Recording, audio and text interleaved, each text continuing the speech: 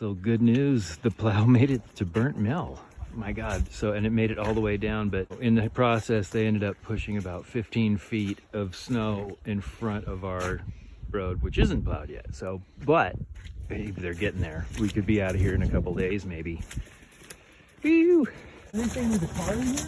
Oh, car. Look. Car, question mark. Car? Oh, yeah, that's a no.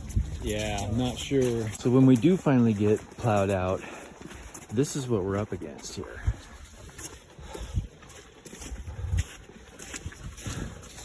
That's what's going to get shoveled in front of our driveway. All right, Ernest Shackleton out here in the 6 feet above the walkway with the Arrowhead Queen.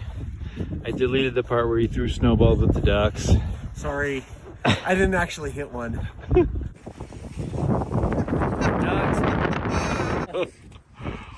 Oh, it's really cold right now.